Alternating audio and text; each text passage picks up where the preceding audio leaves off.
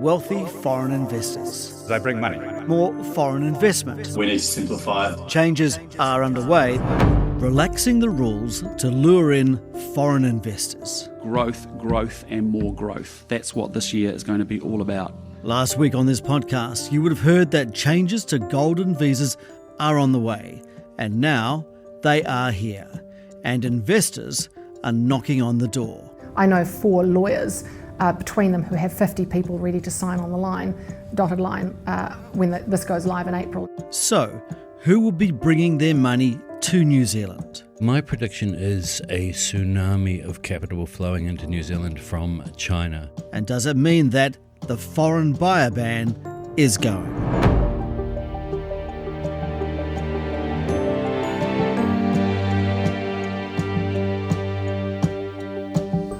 Welcome to the NBR Podcast. I'm your host, Simon Shepherd. The culture of saying yes, says the PM, is a big opportunity. There is billions of dollars in capital out there that investors are looking to find a home for. It was well received by a packed room of investors, consultants and immigration lawyers. And the changes are coming quickly. From April 1st, foreign investors who want residency can invest $5 million over 3 years in growth assets, or $10 million over 5 years in passive assets, including commercial and industrial property. These are tweaks to the existing Active Investor Plus visa, so why were they needed?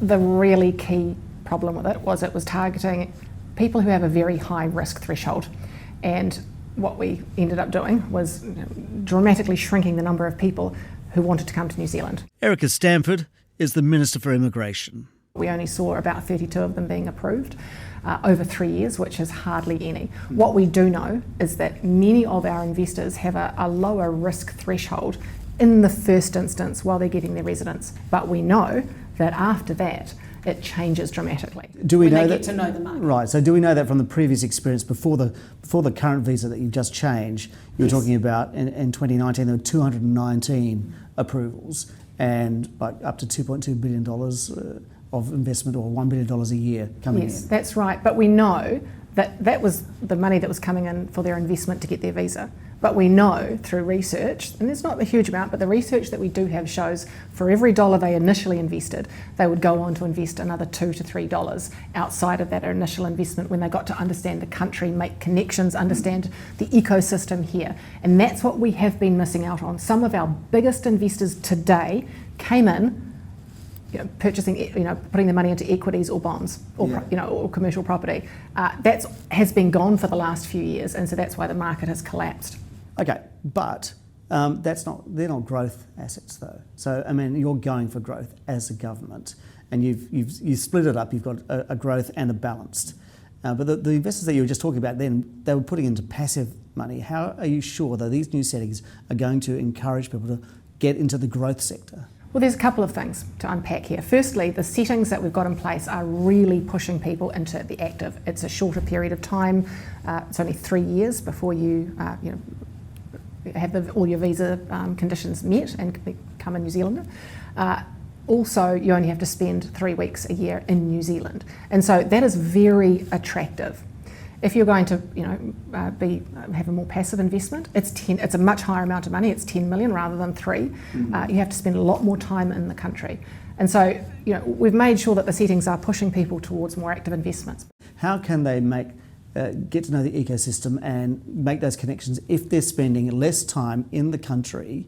Because you've reduced that slightly for the less high risk investments. Yeah. It's 100. It's still 105 days over the period. I know, so, but you can buy your way to less time in the country, can't you? I mean, by putting your money into higher risk investments. No, yes. But according to your press release, isn't it that the more money that you put in, even in those passive ones, the less time is. No, the more does money, that money have to go into growth? The more money you put into growth. So if you are a more passive investor in the balanced category.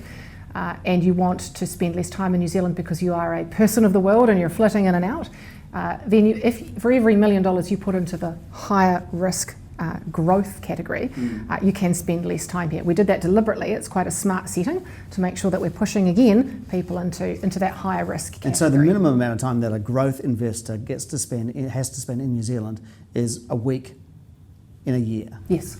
How in a week in a year does that promote networking? Well, firstly, when you say to a potential investor, who again is a person of the world, these are not people who spend a lot of time in one country, they're all over the place. Right. When you say to them, you must spend multiple weeks in New Zealand over the visa period, they automatically are put off. And we know that from the last few years with the massive decline in numbers. But when you say to them, look, it's only a week a year, it's a much more attractive proposition. However, what we do know is that very few of them spend a week here. They end up spending a lot more time here because of the unparalleled beauty, the amazing people, the investment opportunities. Yeah. So it's more of a marketing tool to say, and you know what? Why force people to be here when they don't need to or want to be here? In the end, we know that over time, once they've met their residency requirements, they spend more time. They spend more time here. All right. One of the other things I wanted to talk to you about was the scrapping of the English language test. Now, yes. In the announcement today, that got the applause. Yes. Why is that? Because it has been a massive handbrake. Not only are there people out there who do speak English, like the Prime Minister said, who are insulted by the fact they have to go and sit a test, especially I've been speaking to many Germans who fall into that category.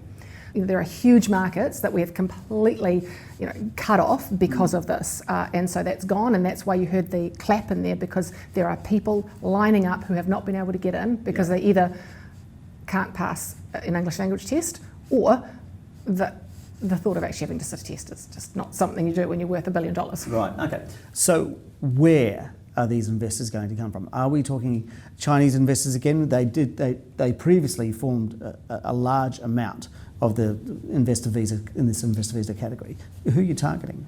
But we're targeting anyone.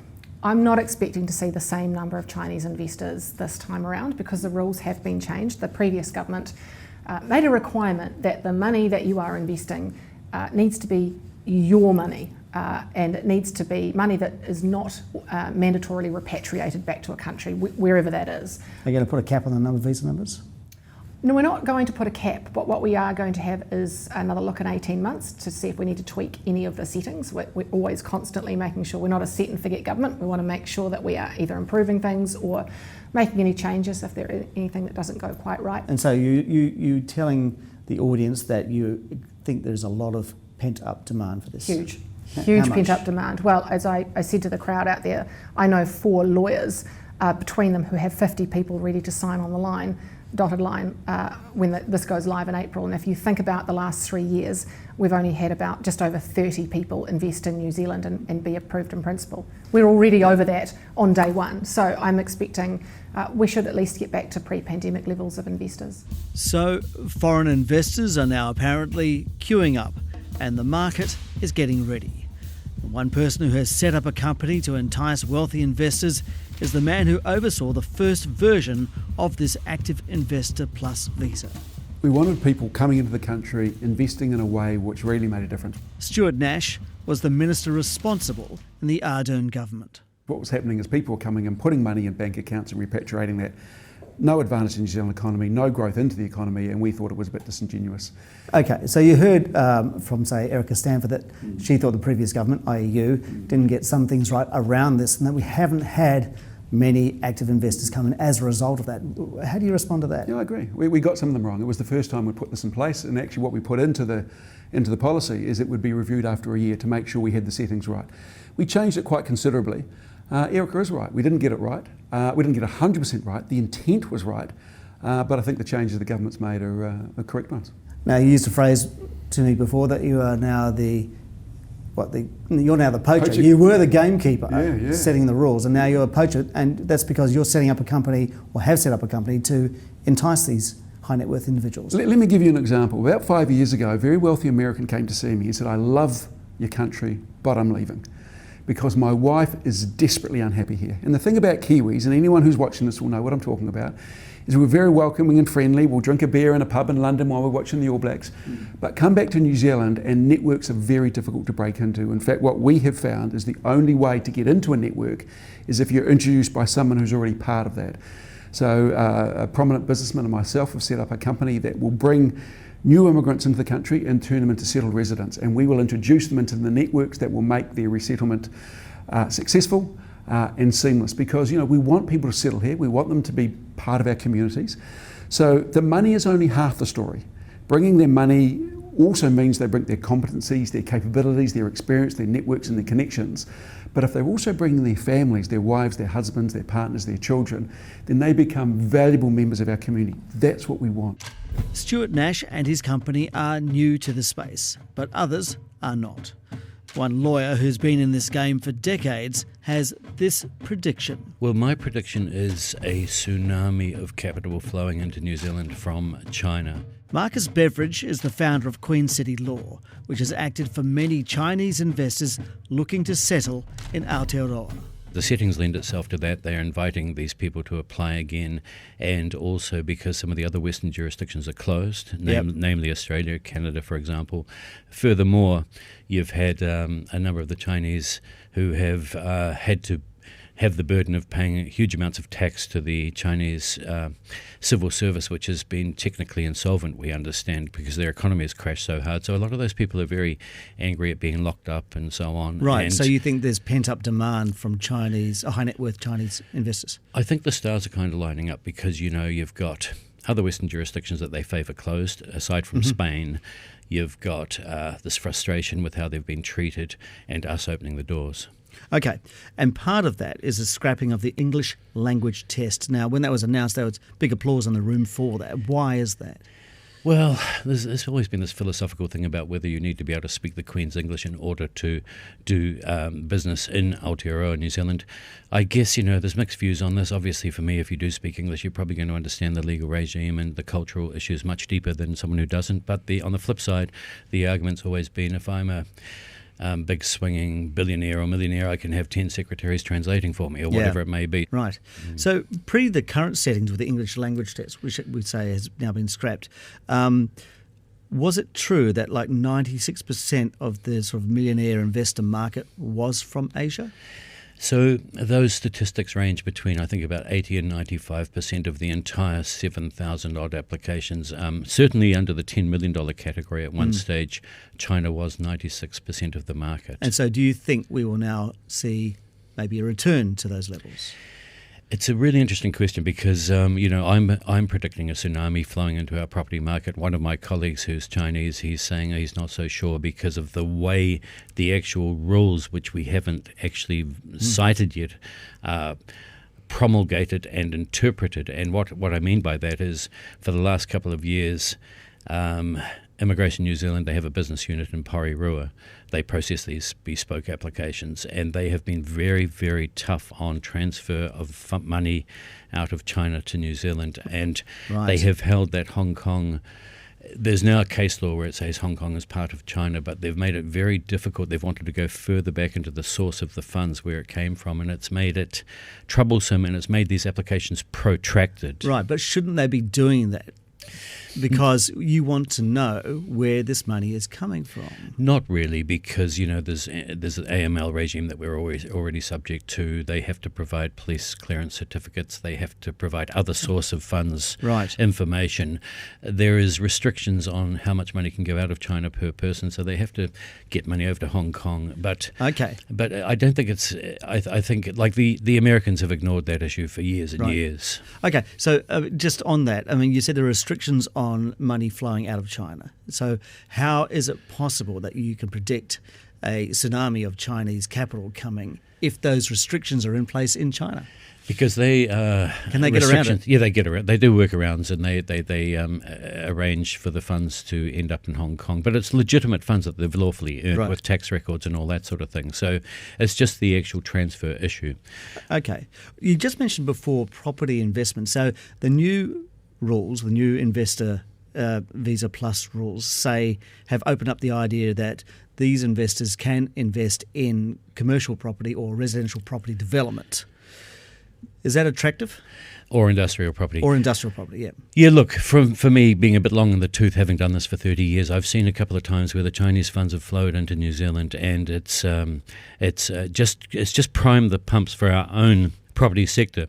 My prediction is that we will see for the Chinese, they like to see and feel and touch their investments, and hence property is an expression that they like. And property development, as we all know, they've been very, very active in Auckland and elsewhere over the last 10 years. So we would expect a lot of money flowing back into that sector. Okay. One thing that's caught people's attention is the fact that if you're going to invest in a growth asset as a migrant investor, the time you have to do it over has now gone from 4 years to 3 years, and also the time you have to spend in the country has been slashed from 30 days a year to 1 week a year. What effect is that going to have? I mean, because some people are saying that's you're selling off visas cheaply.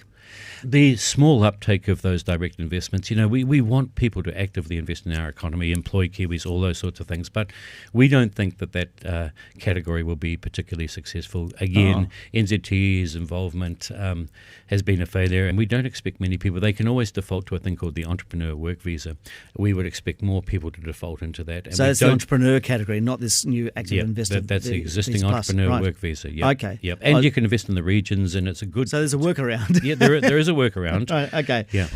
This new version of the Golden Visa also doesn't change two other perceived barriers, but work is being done on both. The first is the tax that applies to an investor's global income. The second, you will be all too familiar with, the ban on foreigners buying a home.